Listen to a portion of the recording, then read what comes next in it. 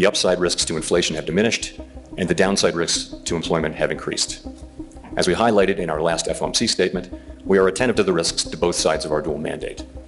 The time has come for policy to adjust. The direction of travel is clear, and the timing and pace of rate cuts will depend on incoming data, the evolving outlook, and the balance of risks. Ya lo ha confirmado Powell, ya lo ha confirmado la Reserva Federal, las bajadas de tipos de interés empiezan y por supuesto el cambio en la política monetaria, con un apunte muy importante que se dijo en la reunión del Jackson Hole, y es que ahora la derivada, la variable más importante para la Fed ya no es la inflación, sino el crecimiento, y por lo tanto el empleo. Critiqué mucho que en julio Powell estaba muy tranquilo con el empleo y estaba muy convencido de que el empleo estaba muy fuerte. En Jackson Hole hemos visto a un Powell más preocupado con el empleo, que de hecho tengo aquí las frases que dijo: las condiciones del mercado laboral se han enfriado, no nos interesa ni queremos más enfriamiento.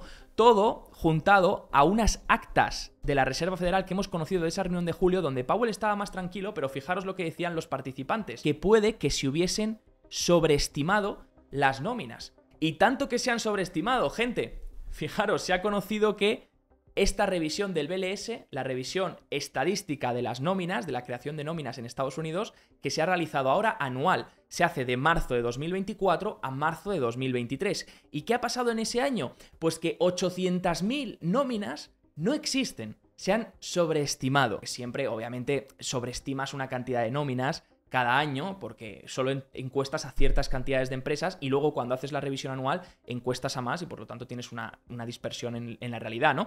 Pero lo que vemos es que la revisión es una revisión que no se veía desde hace mucho tiempo y es bastante impactante. ¿Tiene algo que ver con que es año electoral? Vamos a comentarlo antes porque tampoco tendría sentido publicar esto justo antes de elecciones, pero vamos a comentar qué puede estar detrás y sobre todo esa importancia por parte de Powell de ahora poner el foco en el empleo. Ya la variable más importante no es la inflación, sino el empleo, lo ha confirmado en Jackson Hole. Por cierto, Jackson Hole, sitio donde los banqueros centrales se reúnen cada año porque Paul Volcker le gustaba la pesca y es un buen sitio para hacer pesca. Y bueno, pues invitó ahí a sus amigos de los bancos centrales mundiales y dijo: aquí vamos a organizar una conferencia.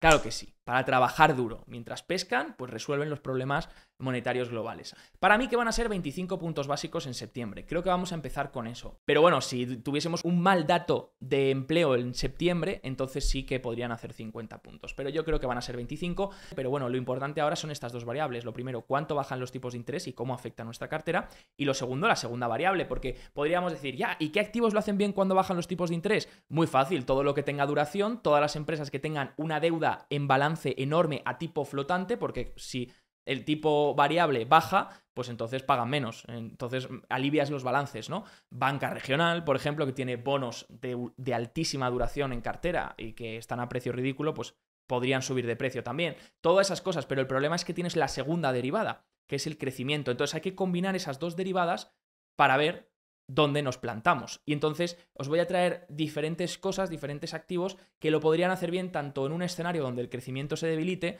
como se mantenga, como ambos que bajen tipos, ¿vale? Entonces ambos activos lo hacen bien cuando bajan tipos, pero unos más cuando el crecimiento cae y otros más cuando el crecimiento se mantiene. Creo que así es donde podríamos plantar la cartera, es decir, un mix entre esas dos cosas. Se ve que activos de alta duración, ahora vamos a explicar lo que es la duración, ¿vale?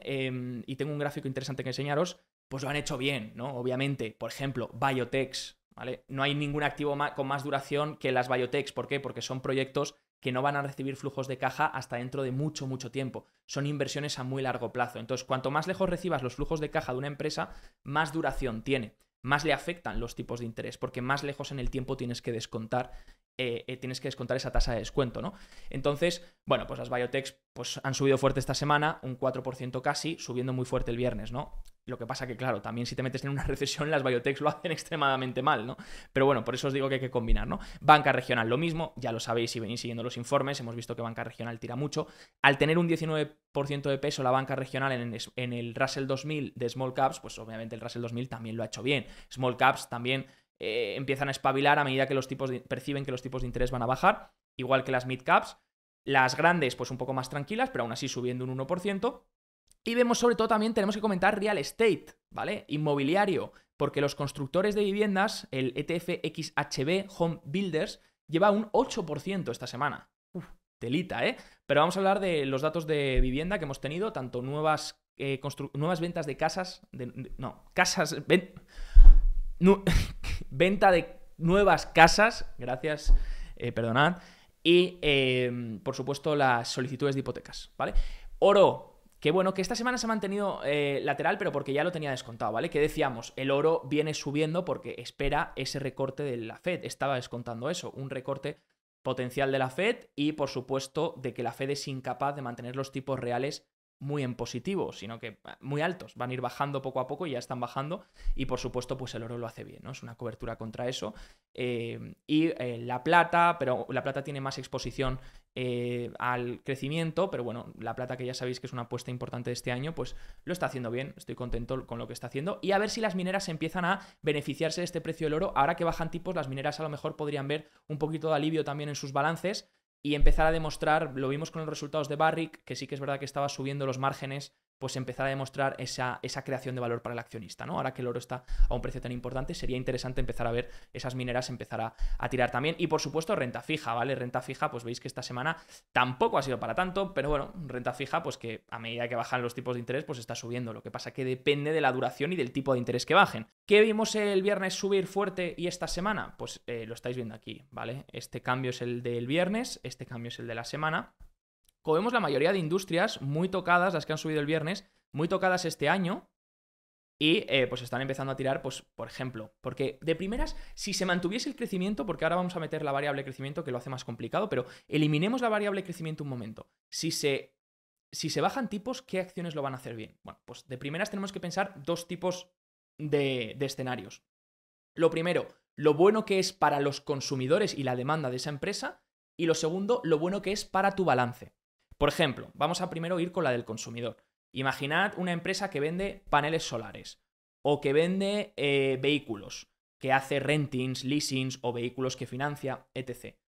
O incluso constructores de viviendas o incluso gente que vende vivienda. Claro, todo eso, si bajan los tipos de interés desde el punto de vista del consumidor, el consumidor puede acceder a financiación para permitirse ese tipo de bienes o servicios, porque son bienes o servicios que normalmente necesitan financiarse. La gente no suele comprar un coche a tocateja, tú sí, porque eres el más rico de tu barrio, pero el resto no. Entonces, la gente normalmente, que es algo que no se debería hacer, porque los tipos de interés para pedir un préstamo a un coche o de un renting, un leasing, suelen ser muy elevados, ¿vale? Creo que ahora estuve mirando uno y estaba al 10%, ¿vale?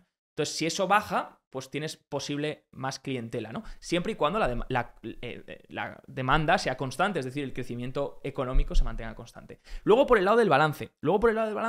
Tienes también mejora si tienes una empresa, por ejemplo, imagínate una empresa que tiene el balance lleno de deuda que encima es a tipo variable, flotante, y que bajan los tipos de interés, pues alivias mucho el balance, porque empiezas a pagar menos intereses sobre esa deuda que tienes, ¿no? Entonces también te beneficia. Entonces ese tipo de empresas sí lo podrían hacer bien, tanto las dos variables que os estoy diciendo, siempre y cuando el crecimiento se mantenga.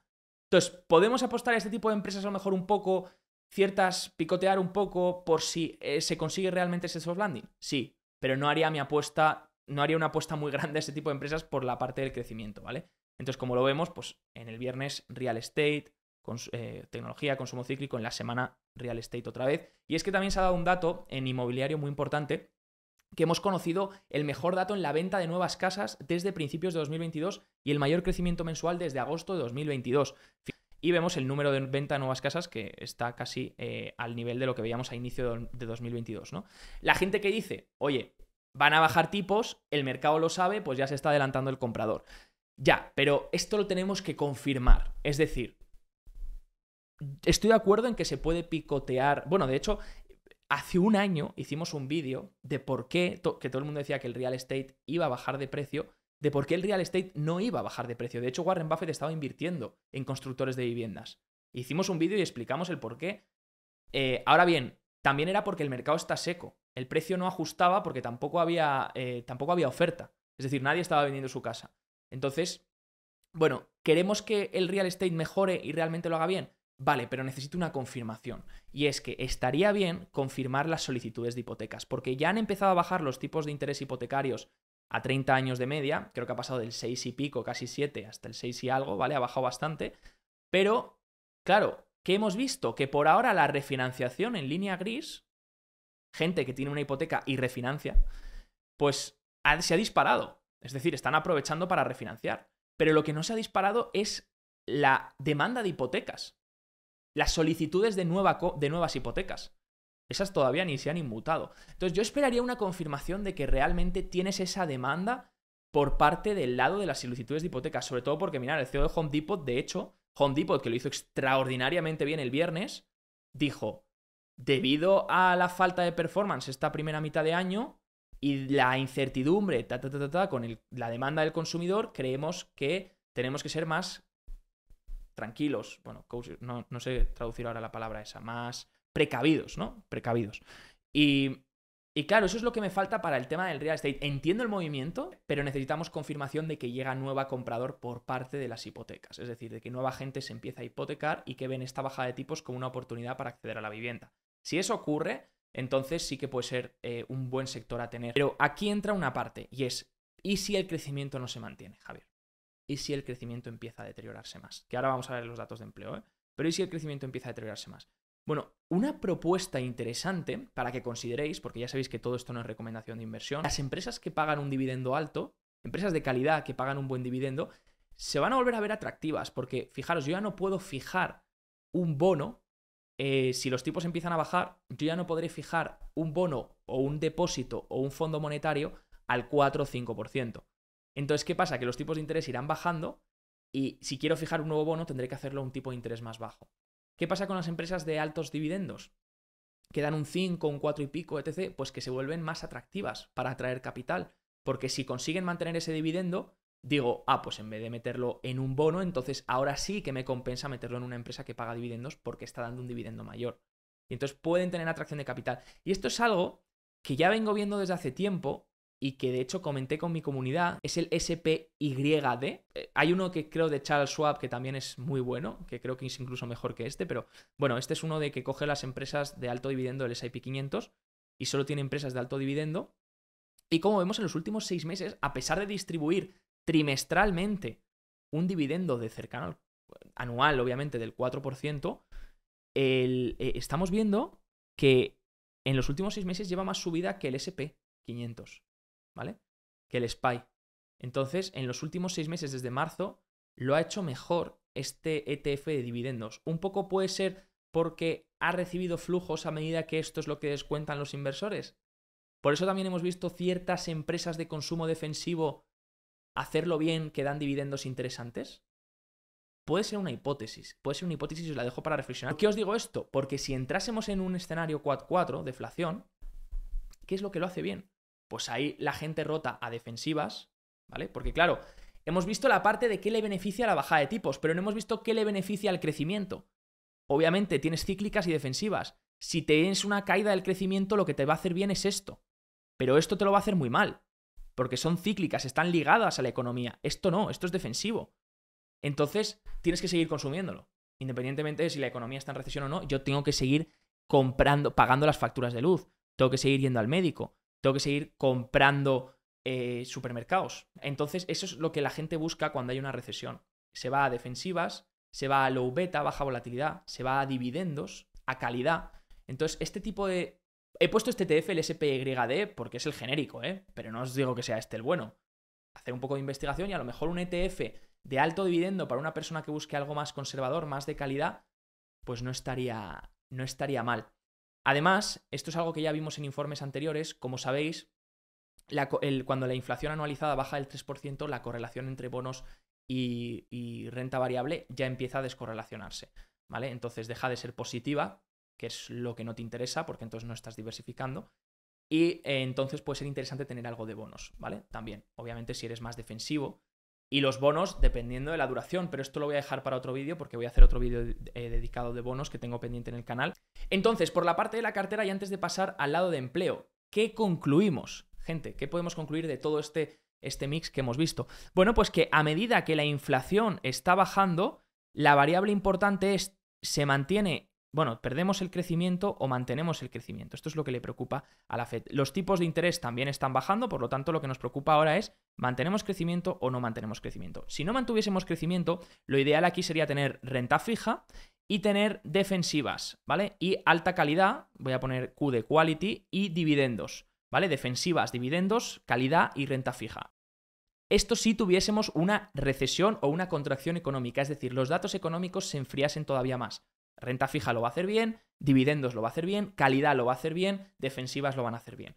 Si el crecimiento se mantiene, si los datos económicos empiezan a mostrar PMIs y demás, empiezan a mostrar un crecimiento fuerte, ¿qué es lo que lo va a hacer bien? Activos con mayor duración, es decir, que vean los flujos de caja más lejos en el tiempo, todos esos sectores que os he mencionado antes. Real estate también lo podría hacer bastante bien. Y, por supuesto, todas las acciones más growth junto small caps, ¿vale? Sobre todo small caps growth, mid caps growth, todas esas empresas que a lo mejor han estado muy castigadas y ahora con las bajadas de tipos se alivian mucho sus balances, junto con también empresas que a lo mejor estén más endeudadas y por tanto les ha castigado muchísimo la subida de tipos porque tenían deuda a lo mejor flotante o a tipo de interés variable y ahora el bajadas de interés les produce un alivio en los balances, ¿vale? Entonces ese es el mix. ¿Qué haría yo? Combino mi cartera, yo estoy preparando mi cartera, y junto con oro, ¿vale? El oro que beneficia incluso, esto ya tendríamos que tocar el oro en otro tema, pero el oro también puede ser un buen mix, ¿no? Entonces combinaría ciertos activos de aquí con ciertos activos de aquí, junto con, por supuesto, coberturas monetarias, como son oro, Bitcoin y demás, ¿vale? Entonces ese es un poco mi escenario de cartera que estoy planteando. Buscar algo medio. Si empiezo a ver datos económicos que muestran más debilidad, cargo más aquí. Si empiezo a ver datos económicos que muestran más fortaleza, cargo más aquí, ¿vale? Pero algo mixto me va a mantener en ambos escenarios beneficiándome de las bajadas de tipos de interés independientemente de si hay caída o no del crecimiento. Porque en unos un activo me protegerá y me cubrirá, en otros el otro también. Entonces podemos tener ese mix en un tiempo de tanta incertidumbre como es el actual, ¿no? El vídeo de hoy está patrocinado por Bison Trade, el broker online de Miralta Bank, entidad española regulada y supervisada por el Banco de España y la CNMV. Su objetivo es dar un servicio de alta calidad poniendo foco en las siguientes áreas: seguridad, banco y broker regulados, multiplataforma, tecnología avanzada, acceso a multiproducto, acciones, fondos, renta fija, opciones, divisas y mucho más, y mi parte favorita, la educación y formación para los clientes. Ofrecen tarifas muy competitivas en relación a otros bancos españoles. Visita bisontrade.com y podrás ver más información o probar su plataforma demo. Bueno, empleo. Fijaros, revisión de hasta 800.000 nóminas anuales, ¿vale? Que es lo que hemos comentado antes. ¿Por qué ha ocurrido? Bueno, todos los años hay esta revisión, ¿vale? No es nueva. Parece ser que este año le prestan más atención, pero yo creo que es por la cantidad de nóminas que ha habido que se han revisado a la baja. Entonces, bueno, pues sigue siendo de todas formas, aún aplicando esta revisión de tanta caída de 800.000 nóminas, sigue siendo un crecimiento de nóminas que no es tan malo, pero obviamente no es el que habíamos visto el año pasado, ¿vale? Esto sobre todo es porque se está ajustando seguramente el tema de él. Se ha criticado mucho el modelo birth-death, nacimiento o muerte. Básicamente tener en cuenta que el BLS, como os he dicho, para sacar los datos mensuales, que son al final los que mira el mercado porque son los que le importa mes a mes, para sacar los datos mensuales de nóminas, lo que hace es que encuesta a X número de empresas, ¿vale? Pero no a todas. Entonces, estas revisiones anuales se hacen cuando ya puedes encuestar a todas las empresas, o a la gran mayoría, y ya ver cuál ha sido el dato real. Y por eso hay este ajuste, ¿vale? En una consideración se hace un modelo que es el birth-death, que básicamente lo que mide es que no estás teniendo en cuenta las empresas que han muerto, es decir, las que se han cerrado. Y tengamos en cuenta que durante la pandemia se crearon muchas empresas que a día de hoy se están cerrando. De hecho, por eso la tasa de cierres de empresas ha subido tanto y se está diciendo tanto, ¿no? Porque toda la gente que creó una empresa para la pandemia y demás, para trabajar desde casa o lo que sea, pues ahora pues por lo que sea se está cerrando o por lo que sea ya no les dan uso, ¿no? Entonces, esas empresas que se están cerrando, pues no se está contabilizando el impacto de las nóminas. Y ahora posiblemente se nos venga encima de cara al empleo, ¿vale? Y de hecho eso es lo que ha hecho que se revise tanto. De hecho también las actas de la reunión de julio que se compartieron esta semana veían que ya varios miembros de la Fed sí que sabían que se estaba sobreestimando las nóminas. Pero Powell aún así en el discurso parecía muy relajado. En el de Jackson Hole no le vi tan relajado con el empleo. Dijo varias cosas que me preocuparon en cuanto al empleo. Pero bueno, ya me gusta saber que Powell ya está con foco pleno en el empleo para que no se destruya más. Vimos los PMIs. Los PMIs del S&P Global se han publicado esta semana también. De la actividad manufacturera, pésima, mínimo de 14 meses, ¿vale? La actividad manufacturera sigue contrayéndose y la de servicios sigue mejorando. Sube a 55,2. Entonces, bueno, el máximo de los últimos 2 meses y el anterior fue 55. Entonces sube 2 décimas con el mes pasado. Así que, bueno, el servicio sigue manteniendo la economía, manufacturero sigue destrozado. En Europa los PMIs una mierda, para variar. Y claro, los precios, bueno, lo bueno que los precios han puesto que no están todavía retornando a niveles normales, o sea que no hay ninguna sorpresa de precios en el PMI. Y por el otro lado, empleo sí que han avisado que por la primera vez en agosto hay una caída en el empleo en los últimos 3 meses, en creación de nóminas netas, de trabajos netos. Entonces, bueno, los PMI siguen apuntando a una debilidad en el empleo, ¿no? Entonces, algo que vamos a seguir vigilando. Las peticiones iniciales de desempleo han vuelto a estabilizar, ¿vale? Eso es algo bueno. Sí que es verdad que venían subiendo bastante fuerte. Esta es la media de 4 semanas, ¿vale? Va con más retraso que los datos semanales, porque coge las 4 últimas semanas. Entonces va a variar más lentamente, pero también nos da una imagen más realista. Como vemos, ha estabilizado un poco. Y ahora, a medida que se han eliminado los efectos del huracán Beryl, pues parece ser que están estabilizando en este nivel. Obviamente lo preocupante sería ver un nuevo máximo que vimos en 2023, ¿no? Empezar a ver lecturas de 250.000, 260.000, como ya os dije, en la media de 4 semanas. Y por último, gente, no olvidemos que, ¿por qué os decía lo de la lateralización? Sí que es verdad que ahora hay mucha euforia en cuanto a los recortes de tipos. Posiblemente tengamos... ha habido mucha participación también esta semana, sobre todo el viernes, así que posiblemente tengamos esa euforia durante unos días, pero no olvidemos que normalmente el mercado esto debería saberlo ya. O sea, aquí va a haber un recorte de tipos, debería tenerlo descontado el mercado desde hace ya tiempo.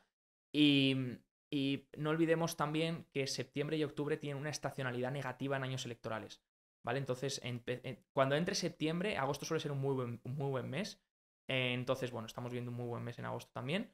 Posiblemente termine agosto más o menos bien, pero septiembre y octubre tenemos que vigilar esa estacionalidad negativa, porque obviamente al acercarse las elecciones la volatilidad incrementa y la incertidumbre también. Entonces no descarto lateralizar un poco durante septiembre y octubre hasta esa fecha de elecciones y que consideremos qué es lo que pasa. Os haré un vídeo específico cuando empiecen las elecciones de qué puede pasar en función de los proyectos que tiene cada uno y las cosas que quiere implementar. Pero Kamala Harris ya os adelanto para ese vídeo. El otro día calculé, hice un post para nuestro Instagram de JF Partners de subir ese impuesto que quiere hacer de empresas al 28%, de forma aproximada, ¿eh? Las acciones del S&P 500 verían caer sus ganancias, sus beneficios por acción en $34 por acción, y para mantener el precio actual al que cotiza el índice, el múltiplo PER tendría que expandirse de, bueno, esto lo hice hace unos días, ¿vale? Así que está un poco más alto el PER, pero tendría que expandirse de 21,9 a 25,4. Entonces, si el múltiplo se mantuviese en 21,9, el precio debería corregir. Es decir, cuando tú tienes una caída de los beneficios, o bien el múltiplo sube y entonces el índice se pone más caro y se mantiene el mismo precio del índice, o bien el precio del índice ajusta a la baja y para que el múltiplo se mantuviese en 21,9, haciendo una caída de $34 por acción en los beneficios, pues el precio debería corregir un 16%, ¿vale? Hasta los 4.576 puntos. Este es el cálculo aproximado, pero ya lo iré retocando cuando hagamos un vídeo de qué pasará en función de quién gana y quién no.